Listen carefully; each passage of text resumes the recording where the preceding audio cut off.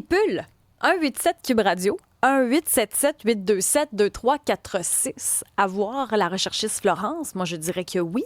Mais avant, il faut savoir, est-ce que les animaux ont des émotions? C'est la question qu'on se pose. Hein? Docteur Jean Gauvin est avec nous. Il est aujourd'hui retraité, mais il a pratiqué la médecine vétérinaire des petits animaux pendant plus de 40 ans. Il est d'ailleurs l'auteur de l'ouvrage Nos animaux, notre animal, nos animaux, notre animal, voilà, belle conjugaison. Est-il jaloux? Est-ce que les animaux ont des émotions? Tout d'abord, bienvenue à l'émission, Docteur Jean Gauvin. Oui, bonjour Isabelle. Est-ce que les animaux ont des émotions? Oui, absolument.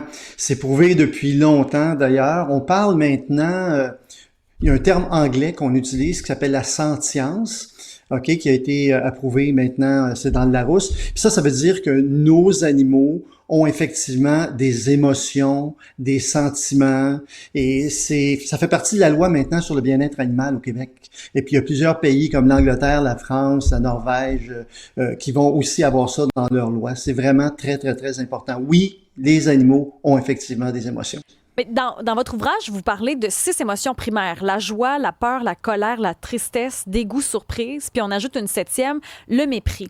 Il y en a Oui. plusieurs qui vont dire, ben voyons donc, c'est des animaux, c'est pas des humains. Là. Vous répondriez quoi à ça? Effectivement, il y a plein de comportements, plein d'émotions que nos animaux vont avoir, qui sont les émotions primaires qu'ils ont tous. Par contre, il y a d'autres émotions, comme des émotions secondaires. On pourrait penser à la vengeance. Hein, j'entends ça tout le temps. Mon chat s'est vengé de moi, mon chat m'a menti, mon chien... Bon, et là, on tombe dans l'anthropomorphisme. Un petit peu aussi comme quand on parle de manipulation. Parce que bon, effectivement, si on regarde ça d'une façon large, on peut penser que les animaux nous manipulent, mais manipuler consciemment, ça veut dire que d'une façon délibérée, on va vouloir tromper, par exemple, notre parent. Et là, c'est aller un peu loin. En général, on est toujours capable d'expliquer. En fait, je dis on, là, dans mon ouvrage, ce que j'ai fait, c'est une revue de la littérature scientifique. Donc, moi, je suis pas un spécialiste en médecine du comportement animal. Je suis un vétérinaire praticien généraliste. Là, je suis retraité, comme vous l'avez dit tantôt. Mais moi, j'ai travaillé vraiment avec toutes les espèces animales, les oiseaux, les lapins, les chiens, les chats. Et là, ce que j'ai fait, c'est que j'ai fait une revue de la littérature. Puis, je me suis aperçu que les spécialistes, mettons qu'on prend l'exemple de la vengeance, ça, c'est un bon exemple. Vous allez quitter la maison. Vous revenez, votre chien a uriné dans la maison Il y a du ou papier de a toilette passé des... partout, Bon, tout c'est est sans ça. dessus-dessous.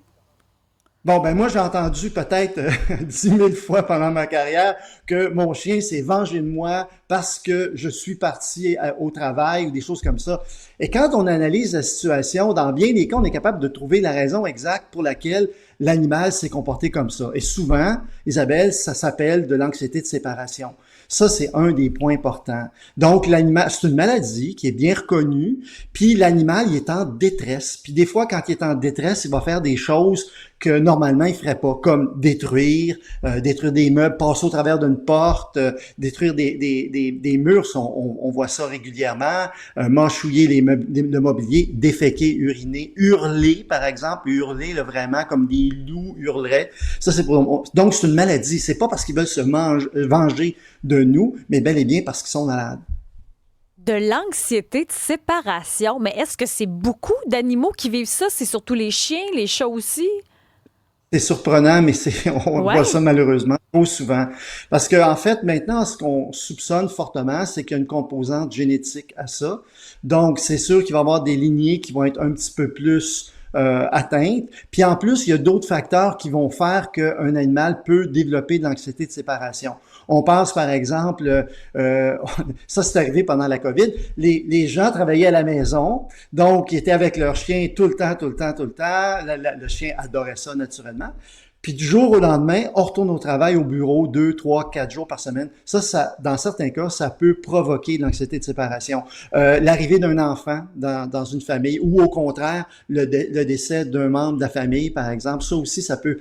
Mais si, par exemple, l'animal a déjà une tendance, est prédisposé à faire de l'anxiété de façon génétique, mais ça peut provoquer ça encore plus facilement.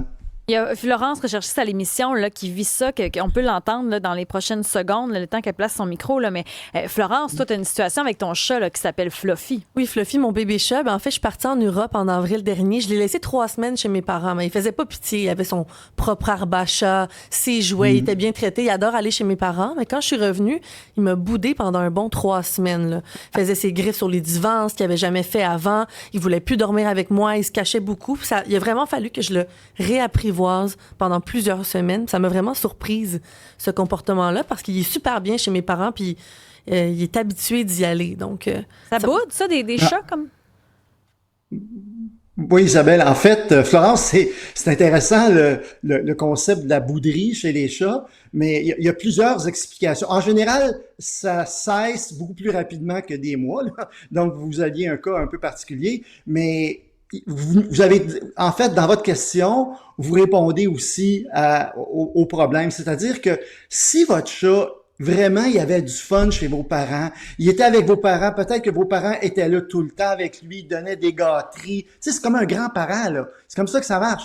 Toi, le chat, il retourne à la maison, vous êtes pas là tout le temps, vous allez au travail, venez tard le soir, tout ça. Ben, c'est sûr que lui, il aime bien mieux quand il était chez vos parents, c'est clair. Fait que, mais en général, ça revient à la normale assez rapidement. Mon chat était exactement comme ça. Le chat préfère donc les parents de Florence, c'est ça que je comprends. Ben oui, mais regardez, premièrement, il faut savoir que les chats et les chiens n'ont pas qu'un amour dans leur vie. Ils peuvent aimer plusieurs personnes. Donc, les parents, je reviens encore à ça, les parents sont peut-être là un peu plus souvent. Comme moi, comme grand-parent, quand je garde le chien de mon fils, ben c'est sûr que je vais le gâter, que je vais la gâter un peu plus, que je vais passer beaucoup plus de temps. Je vais marcher plus souvent avec le chien. Ben, c'est la même chose avec le chat. Je vais jouer plus avec le chat, je vais lui donner la bouffe, ainsi de suite, des caresses, beaucoup de caresses.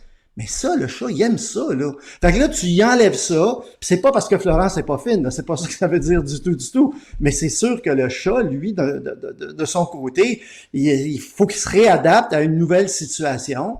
Puis dans certains cas, ça peut développer de l'anxiété de séparation, effectivement. 187 Cube Radio, 1877-827-2346. Vous avez des comportements avec vos animaux. Là, vous avez l'impression qu'ils vous manipulent, qu'ils vous boudent. Il y en a qui sont manipulateurs, même c'est les mots qu'on entend. Ben, vous pouvez nous appeler, nous texter. Vous avez des questions, peu importe là, par rapport à votre animal pour Dr Jean Gauvin, 187 Cube Radio, 1877-827-2346. Moi, il y avait un chat jadis. J'étais en colocation il y a plusieurs années. Et le chat de ma coloc était, ben moi, je trouvais qu'elle était manipulatrice. Donc, quand on la flattait pas, quand on lui donnait pas d'attention, elle était malade. À un moment donné, je m'étais enfermée dans la salle de bain parce que je n'en pouvais plus qu'elle se frotte après mes jambes pour se faire caresser. Je me suis enfermée dans la salle de bain. En sortant, elle avait régurgité devant la porte, là. Donc, elle manipulait de cette façon-là. Est-ce qu'on peut dire, dans ce cas-ci, qu'elle manipule? C'est de l'anthropomorphisme, ça, Isabelle. C'est-à-dire que vous avez transmis à votre chat une émotion qui était humaine. Il y a sûrement une explication pour ça, parce que souvent, l'animal va être tellement anxieux, tellement nerveux, que oui, ça pourrait provoquer des vomissements. Oui, ça aurait même pu provoquer de la diarrhée. Hein, ça, c'est possible aussi. Mais est-ce que le minou était conscient que s'il faisait ça, il y aurait plus? La réponse est non. C'est pas comme ça que ça fonctionne. Tu as une action à gauche, puis après ça, à droite, tu as une réaction. Il faut que ça soit une réaction consciente. Puis ça, la plupart des spécialistes, mais en fait pas la plupart, tous les spécialistes disent que c'est pas comme ça, qu'il y a toujours une raison. Quand on analyse la situation comme il faut, souvent, il va falloir faire une analyse plus complète. Les spécialistes utilisent beaucoup, par exemple, les caméras vidéo, maintenant, qui sont disponibles. Fait qu'ils peuvent mettre ça dans les maisons pendant que les parents sont partis, puis ils peuvent, après ça, analyser mieux la situation.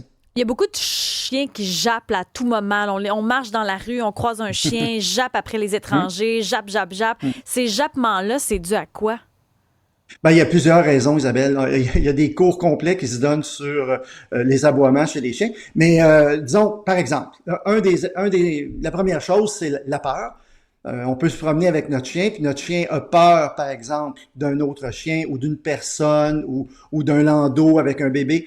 Puis là, il peut japper pour ça. Il peut japper pour nous avertir, tout simplement. Par exemple, on est dans l'appartement, on est dans la maison, il y a quelqu'un dans le corridor, va japper pour nous avertir. Après ça, il peut avoir une question territoriale aussi. Un chien peut être attaché, par exemple, par une chaîne dans le jardin ou devant la maison. Quelqu'un passe, le chien veut défendre son territoire, va japper à ce moment-là aussi. Donc, il y a plusieurs raisons. Mais il peut y avoir aussi de l'agression, mais il y a plusieurs, en général, on est toujours capable d'expliquer pourquoi l'animal jappe. Ceci étant dit, Isabelle, j'ai vécu pendant 14 ans avec une schnauzer miniature qui était charmante, mais qui aboyait, c'était terrible. Terrible, terrible, terrible. Puis je connais tous les trucs, le conditionnement positif, et ainsi de suite, mais il y avait une grosse composante génétique pour ce qui est de ma chienne Nikki. Y a-t-il une façon de les entraîner, de les éduquer? Est-ce qu'on ne devrait pas tous et toutes, Ouais. quand on est propriétaire d'un animal de compagnie, avoir des cours pour les encadrer, entre autres? Ça serait l'idéal, Isabelle. Ça Il y devrait a même pas des être villes. obligatoire. Allez-y. C'est ça.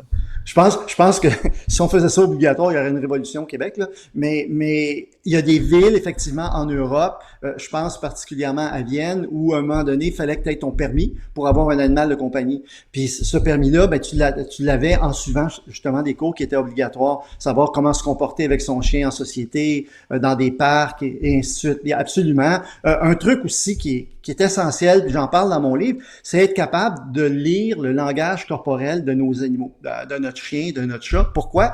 Parce qu'en étant capable de lire le langage corporel de notre chien, à ce moment-là, on va éviter, ou de notre chien ou du chien du voisin ou de n'importe qui au parc, on va éviter beaucoup les morsures, principalement chez les enfants. Donc, on va être capable de savoir cet animal-là, est-ce qu'il est enjoué, est-ce qu'il a le goût de jouer, est-ce qu'il est antagoniste, est-ce qu'il est agressif?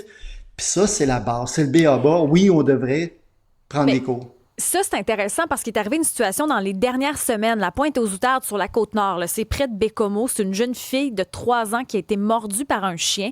Au fait, le propriétaire du chien ne voulait pas l'attacher.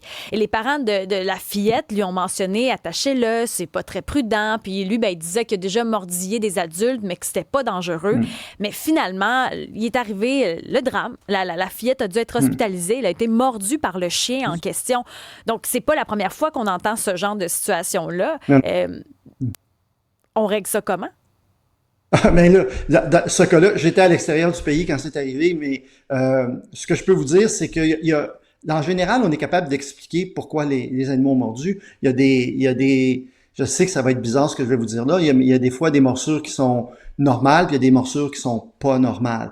Dans certains, je vais vous dire, la grande majorité, Isabelle, des cas de morsure qu'on a au Québec, la grande majorité, c'est causé par la peur. Les chiens qui ont peur, donc souvent, c'est des chiens qui sont très anxieux, qui souffrent de problèmes anxieux, qui ont peur, puis à ce moment-là, dans une certaine situation, exemple, l'enfant va s'approcher du chien, va vouloir caresser le chien. On voit ça souvent. Sur les réseaux sociaux, là, les jeunes enfants de 3 ans qui sont à la hauteur du nez du chien, qui vont caresser le chien, qui vont câliner le chien, puis le chien a peur. On voit les signes sur les réseaux sociaux, on appelle ça des signes de stress. Anciennement, on appelait ça des signes d'apaisement, comme par exemple les oreilles par en arrière, les pupilles dilatées, le chien qui va se lécher les babines, des trucs comme ça. Le chien a peur. Il veut pas avoir d'interaction avec, exemple, cet enfant-là.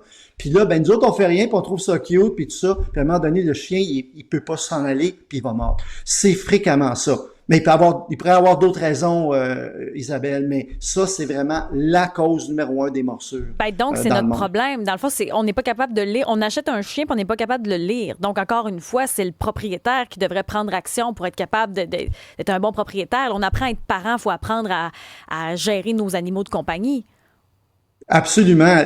Moi, je dis que les deux devraient être faits. C'est-à-dire qu'un propriétaire de chien devrait être en mesure d'être capable de lire le langage corporel, de bien élever son chien, de suivre des cours. Suivre des cours là, avec un éleveur éthique ou un entraîneur éthique, c'est super important. Mais moi, là, même si j'avais pas de chien, ce serait important pour moi que je comprenne quand même le langage corporel des autres chiens pour que mes enfants à moi soient pas en danger quand on va au parc, par exemple. Parce que même si on n'a pas de chien, Isabelle, on va être à un moment donné ou à un autre en contact avec des chiens dans notre vie. Surtout que maintenant, c'est autorisé sur les terrasses. Là, pour la première année, il y a des restaurants qui peuvent accepter maintenant les chiens. Magali Tivierge, que j'ajoute à la discussion, zoothérapeute, éducatrice spécialisée avec les humains. Elle utilise, entre autres, les animaux là, pour la zoothérapie. Qu'est-ce que vous voyez, vous, sur le terrain, justement? Est-ce qu'il y a une mécompréhension des comportements animaliers? Vraiment, moi je fais du pouce sur tout ce que vous avez dit. En fait, les chiens, ils ont développé, les chiens, pas juste les chiens, les animaux ont développé une forme de communication, justement, et les gens, on n'est pas capable de les lire, on n'est pas capable de les comprendre. Je parle des gens en général parce que nous, on entre dans les écoles, on entre dans les milieux, même dans les commerces maintenant pour informer les gens sur les signes de stress, sur les lois, sur tout ce qui est régi par le chien, son bien-être, tout au niveau justement des signes comme d'apaisement que vous parliez tantôt. Les gens ne reconnaissent pas. Il y a à peu près 75% de la population des gens qui se font mordre, c'est par des chiens qui sont à la maison, des chiens de famille. C'est parce que, même c'est ça qu'on disait, on voit des vidéos où est-ce que les chiens, justement, hein, ils se font prendre, ils se font caresser, le chien démontre vraiment des signes d'apaisement, donc va se détourner, va lécher les babines, va lever la patte, le poil, va peut-être des fois juste démontrer, là, lever un petit peu les commissures de lèvres, et là, ça se passe très, très vite. Et plus on force un animal comme ça au contact physique, plus la séquence, en fait, où est-ce qu'il va montrer des signes de stress va se réduire aussi, puis ça va arriver davantage fréquemment. Moi, dans ma pratique, on fait beaucoup de prévention des morsures. On apprend aux gens comment approcher un chien et comment pas juste demander à la propriétaire ou au maître, mais demander à l'animal aussi. Lui également peut justement ne pas vouloir se faire toucher à même titre qu'un humain. Quand j'arrive dans un groupe, souvent avec des enfants ou même avec des adolescents puis des adultes, c'est la première chose que je vais faire. Je vais leur dire, et vous, si vous étiez tous des petits chiens ou vous étiez tous des chiens puis je suis au parc puis je vous vois, et là, je m'approche des gens, puis je leur saute dessus presque. Là. Et moi, je suis intense dans la vie. Et là, je les prends, je les flatte. Puis moi, je suis quelqu'un qui aime beaucoup pas, qui aime peu se faire toucher le visage. Et on est beaucoup comme ça aussi.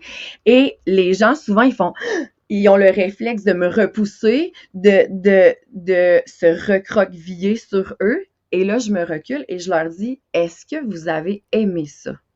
OK, et là, vous essayez de faire le parallèle. C'est ça. Est-ce qu'il y a des races de chiens qui sont pires que d'autres? Est-ce qu'il y a des races de chiens qui ont des comportements un petit peu plus, qui vont être plus stressés ou des comportements plus problématiques? Est-ce que par race, il y a des distinctions? On en voit en général, oui, il y a beaucoup de races qu'on va dire, mettons un peu le Border Collie, qui est une race un petit peu plus agile, hyperactive, anxieuse. Mais moi, d'emblée, je connais des excellentes races de chiens qui sont peu prohibées à des places et que je veux dire, tout dépend de l'éducation qu'on lui a donnée aussi, de l'environnement dans lequel il grandit puis qui évolue aussi. Les animaux ont des besoins. Les animaux nous observent, ils testent aussi nos comportements, ils observent nos réactions, ils ont des routines émotionnelles, c'est ça, ils observent tellement plein de choses, puis ils vont s'adapter, puis ils vont vraiment... on parlait tantôt, justement, quand ils font des bêtises, mais quand ils font des bêtises, c'est souvent, des fois, un besoin qui est non comblé, qu'on va aller travailler indirectement. Et moi, en zoothérapie, c'est le fun parce que on va questionner la personne par rapport à ça, par rapport à qu'est-ce que tu penses que l'animal est en train de te dire, est-ce que... tu ressens ou quand tu fais ça, qu'est-ce que tu penses de ça? Puis on va venir questionner au niveau du besoin et de l'animal, mais au niveau du besoin de la personne aussi.